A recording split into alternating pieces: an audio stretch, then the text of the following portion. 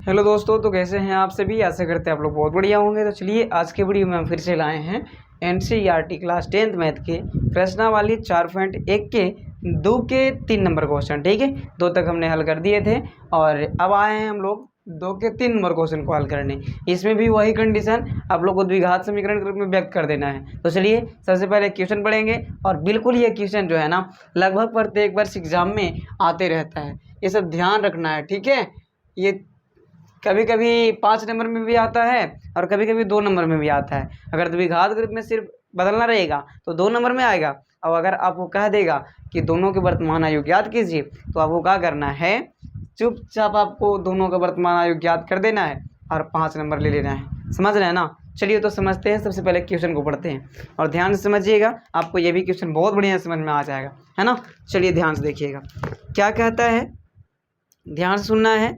कहता है कि रोहन की माँ उससे 26 वर्ष बड़ी है। ठीक है, रोहन की जो माँ है उससे 26 वर्ष बड़ी है। अब आपकी माँ आपसे कितना वर्ष बड़ी है ये आप कमेंट में लिखिएगा। ठीक है, देख लेना, जोड़ लेना, देखते हैं कौन कौन बच्चा को जोड़ने आता है। ठीक है, और उनका डेट ऑफ बर्थ थोड़ा सा लिख लेना है, कितना है हम बता देंगे फिर सबको कमेंट में बारी बारी से। ठीक है, चलिए अब समझते हैं। कहता है रोहन की माँ उससे 26 वर्ष बड़ी है। कितना वर्ष बड़ी है? 26 वर्ष। ठीक है, उनकी आयु वर्षों में का गुणनफल आपसे 3 वर्ष पश्चात 360 हो जाएगी। हमें रोहन की वर्तमान आयु ज्ञात करनी है। चलिए देखिए, ये झूठ बोल दिया है लास्ट में कि हम रोहन की वर्तमान आयु ज्ञात करनी है। हम लोग को डायरेक्ट ऊपर में हेडिंग बता दिया गया है कि खाली द्विघात समीकरण रूप में आप व्यक्त कर दीजिए। ठीक है ना, चलिए समझते हैं। तो कहता है 3 वर्ष से, इसको ये बात को थोड़ा समझ लेंगे कि आपसे 3 वर्ष का कहता है कि उनकी आयु जो है वर्षों में का गुणनफल आपसे 3 वर्ष पश्चात की बात है, मैंने बाद की बात है, 360 हो जाएगी।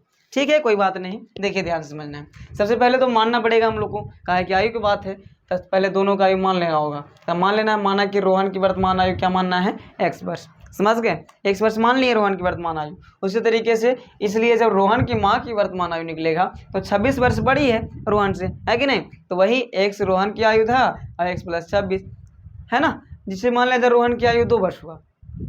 तो 2 में 26 जोड़ेंगे तब ना ये माँ की आयु निकलेगा कि रोहन की माँ जो है 28 वर्ष की होगी, है कि नहीं। इसलिए रोहन की माँ में रोहन की आयु को जोड़ देना है। समझ गए, तो रोहन की माँ की आयु निकल जाएगा। चलिए अब हम लोग समझते हैं। उसके बाद में कुछ ही बोला कि 3 वर्ष पश्चात उनकी माँ की जो आयु है कितना वर्ष हो जाएगा, 360। हाँ 360 हो जाएगा, है ना। चलिए तो वही मान लेना है। तो समझिए ध्यान से, यहाँ पास 3 वर्ष पश्चात की बात है तो दोनों को निकाल लेंगे 3 वर्ष पश्चात। आइए प्रश्न से बोल दिया है। चलिए 3 वर्ष पश्चात रोहन की आयु, रोहन की आयु। चलिए पश्चात की बात है इसलिए जुड़ेगा, क्या होगा, जुड़ेगा। आप देखिए, मान लिया जब कोई बोलेगा कि पश्चात मतलब होता है बाद, क्या होता है, बाद। जिससे अभी से बोलेगा कि हमारा आयु जो है 3 वर्ष पश्चात यानी कि बाद, 3 वर्ष बाद बोल रहा है ना। तो 3 वर्ष 3 और जोड़ जाएगा। अभी मान लिया जाए 19 से 18 हो रहा है तो 19 में और जोड़ देंगे कितना, 3, तब ना पश्चात की बात आएगा समझ में। तो यहाँ पर जोड़ना ही पड़ेगा हमको। पश्चात कहे तो आपको जुड़ना है और पूर्व कहे तो आपको घटाना है। पूर्व का मतलब होता है पहले, क्या होता है, पहले। समझे, पश्चात कहे तो क्या करना है, जोड़ेंगे। ये बात आप लिख लीजिएगा। ये बात को हम आपको सिखाए होंगे 2 चर वाला में भी बहुत बढ़िया से, है ना। पश्चाताप, पश्चाताप, पश्चात, है ना।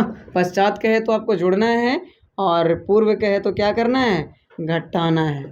पूर्व कहे तो घटाना है। ये बातें समझ लेना होगा पहले आपको, तभी आयु वाला आपको समझ में आएगा और 5 नंबर आपके झोली में आएगा। ठीक है, आइए समझते हैं। अब 3 वर्ष पश्चात रोहन की जो आयु हो गया x + 3 हो गया, इसकी माँ की आयु कितना होगा, आइए समझाते हैं। देखिए 3 वर्ष पश्चात रोहन की माँ की आयु क्या हो जाएगा जी, तब वर्तमान आयु था x + 26 और 3 जुड़ जाएगा ना। 3 वर्ष बोल ही रहा था, है ना। पहले से था उसका वर्तमान, अभी का आयु जो है x + 26 था तो उसमें 3 जुड़ जाएगा। आइए जोड़िए। चलिए लिख लिए होंगे आप लोग ना। तो x के x रहेगा, अब 26 में 3 जुड़ेगा तो कितना हो जाएगा, 29 हो जाएगा। है ना। चलिए, तो अब कहता है कि अगर आयु के जो गुणनफल है कितना हो जाता है, 360 हो जाता है। कितना हो जाता है, 360। 3 वर्ष पश्चात की बात है, एक आयु गुणनफल क्या हो जाता है, 360 हो जाता है। चलिए, लिखा है तो 3 वर्ष बाद था पश्चात उसका जो आयु है किसका, रोहन की, इसको वर्ष में दर्शा लेना है। चलिए, तो एक तो हो जाएगा x प्लस 3, गुणनफल की बात है तो गुना करेंगे और उसके बाद में x प्लस 29 बराबर 360 न दिले है कि नहीं, 360 वर्ष। समझ में आई बात है। कह रहा था कि 3 वर्ष पश्चात जो है उनकी आयु का गुणनफल क्या हो जाएगा, तो 360 हो जाएगा। यही तो बात बोला है किताब में, तो चलिए गुना कीजिए, है ना।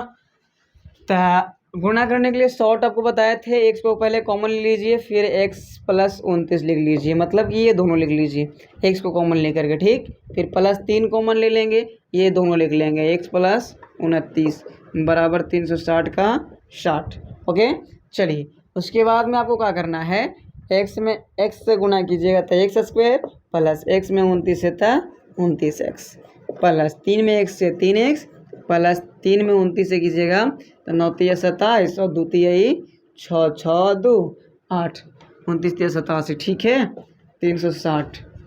उसके बाद में एक्स स्क्वायर का एक्स स्क्वायर लिख लीजिए प्लस 29x और 3x, 29 और 3 कितना होता है 32 प्लस 27 बराबर में क्या बच जाएगा 360। एक्स स्क्वायर प्लस 32x और प्लस 87 और माइनस 360 बराबर कुछ नहीं तो 0, है ना। चलिए, x square plus 32x minus होगा, है ना, क्योंकि बड़ा वाला देखिए यहाँ बड़ी माइनस है, घटाइए तो 10 में से 7 गया तो कितना बचेगा, 3 बचेगा। यहाँ बच गया इसके पास में 5, तब 5 में से 8 तो नहीं जाएगा तो 15 में से 8 जाएगा ना, तो 7 बचेगा। कितना बचेगा, 7, 15 में से 8 जाएगा था। आप देखिए इसके पास में कितना बच गया, इसके पास में तो अब 2 ही बच गया, तो 2 का 2 मतलब 273 बराबर 0। तो आशा करेंगे इतना ही आपको द्विघात ग्रुप में व्यक्त करना था। तो चलिए, आशा करेंगे ये वीडियो भी आपको बहुत बढ़िया लगा होगा। तो मेरे चैनल को सब्सक्राइब कीजिएगा, लाइक कीजिएगा, ताकि हम इसी प्रकार के क्वेश्चन आप लोगों के लिए हमेशा लाते रहें और वीडियो बनाते रहें।